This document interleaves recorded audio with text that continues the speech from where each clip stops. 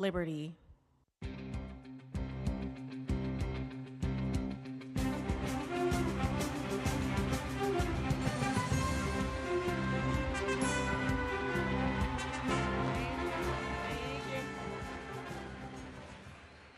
Thank you all so very much. You may be seated.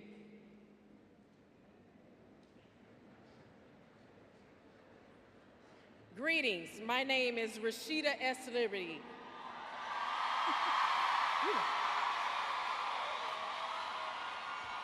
I am the 25th International Grand Basilisk, the International President of Sigma Gamma Rho Sorority Incorporated.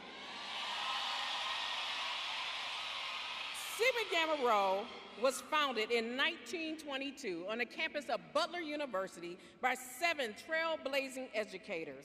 The Global Sisterhood has remained committed to the service for a century, with over 100,000 inducted members globally. I stand here today not only representing the greater women of Sigma Gamma Rho, but women across this nation. Women who are fighting for equal pay in the workplace. Women who are fighting for the right to control the decisions for their bodies. Women who are fighting to leave this world a better place for the next generation. There is a woman who for decades has taught not only women's rights or fought for not only women's rights, but the rights of all people.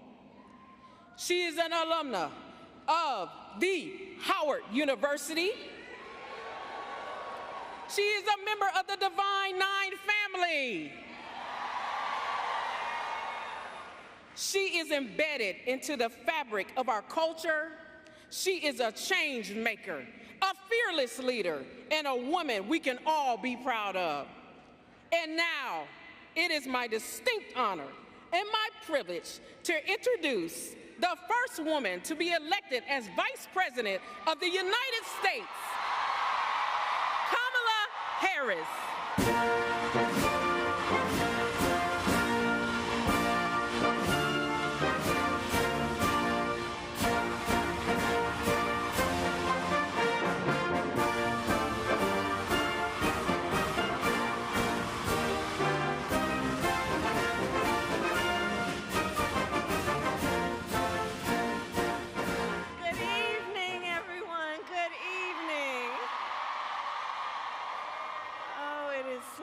To be with all the leaders who are here. I want to thank the International President, Rashida S. Liberty. I thank you for your friendship and your leadership and for the warm welcome this evening. Thank you so very much. And to the International Board of Directors, to the Council of Presidents of the National Pan-Hellenic Council, and to Congresswoman Robin Kelly, it is my great honor to be with everyone this evening. And please have a seat. I thought everyone was standing. If you have a seat, please have a seat. Thank you all.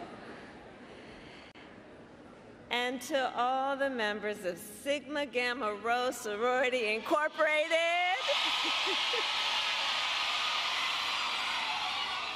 It is so good to be with you this evening, and I say that as a proud member of the Divine Nine. And when I look out at everyone here, I see family. And you know, we share a vision for the future of our nation. Ours is a vision of a future in which we realize the promise of America.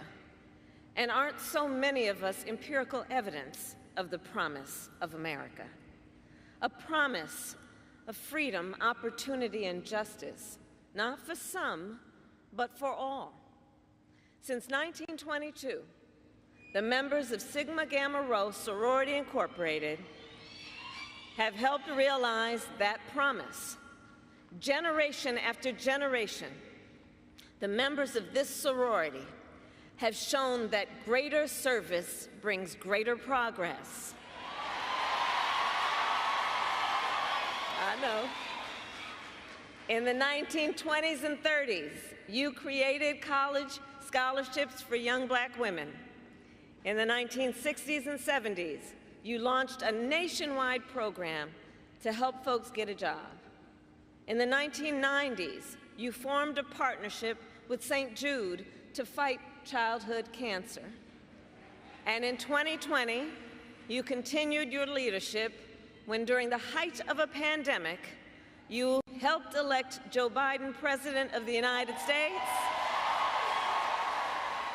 and me as the first woman Vice President of the United States.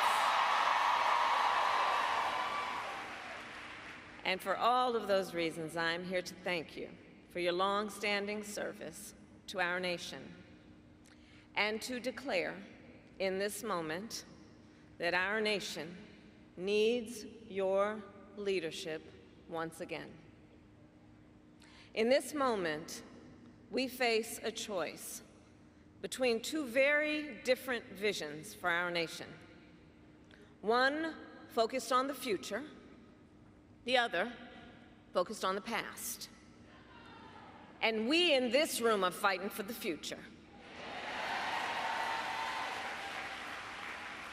A future with affordable health care, affordable child care, and paid leave. And we fight for a future with equal pay for women, because we know when we lift up the economic status of women, we lift up the economic status of children, of families, and all of society benefits.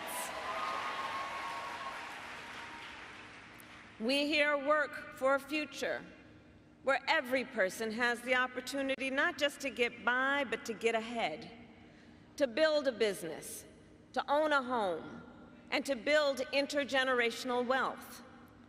We here see a future where we bring down the cost of living for hardworking Americans, which is why we are fighting to ban more of those hidden fees and surprise late charges that banks and other companies use to pad their profits, to take on corporate landlords and cap rent increases, and take on big pharma and cap the cost of prescription drugs for all Americans. All of this to say, we are working to build up, not tear down, and to build up America's families and America's middle class. Because we know when our middle class is strong, America is strong. But as we work to move our nation forward, let us be clear, there are those who are trying to take us backward. You may have seen their agenda. They call it Project 2025. Right. And it is a 900-page agenda of extremism. Project 2025 would raise taxes on middle-class families and cut taxes for billionaires, eliminate the Department of Education, and end programs like Head Start, which of course would take away preschool from hundreds of thousands of our children. All of this to build on what Donald Trump did in his first term. When he was president, he gave tax breaks to billionaires and big corporations. He tried to cut Social Security and Medicare every single year. And he and his allies have tried more than 60 times to end the Affordable Care Act, and to take us back to a time when insurance companies had the power to deny people with pre-existing conditions. Remember what that was? Denying children with asthma, breast cancer survivors, grandparents with diabetes. And you know, America has tried these failed policies before, and we are not going back. We are not going back. We all here remember what those 4 years were like. And today, we were given yet another reminder. This afternoon,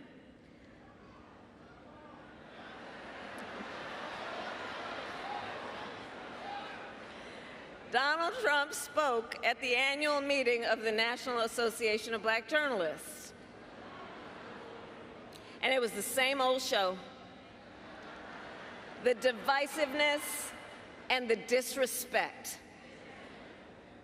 And let me just say, the American people deserve better.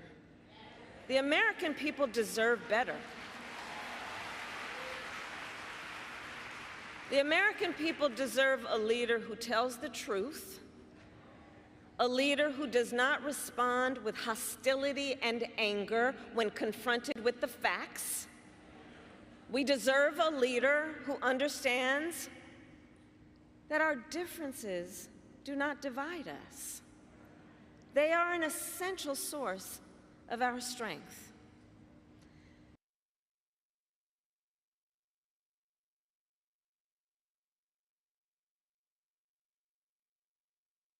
For the future.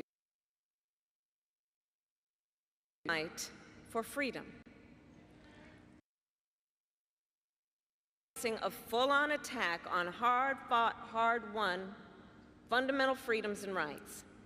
The freedom to vote, the freedom to be safe from gun violence, the freedom to live without fear of bigotry and hate, the freedom to love who you love openly and with pride, the freedom to learn and acknowledge America's true and full history, and the freedom of a woman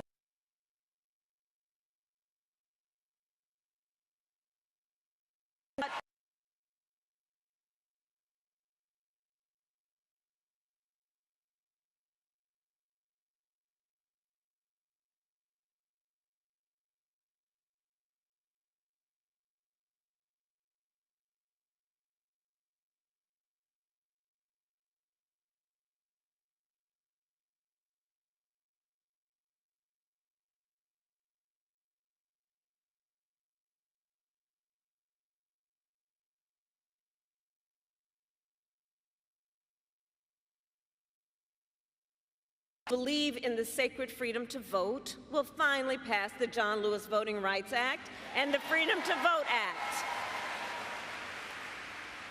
We who believe that every person should be free from gun violence will finally pass universal background checks, red flag laws, and an assault weapons ban. And we who believe in reproductive freedom will fight for a woman's right to choose, because we know one does not have to abandon their faith or deeply held beliefs to agree the government should not be telling her what to do.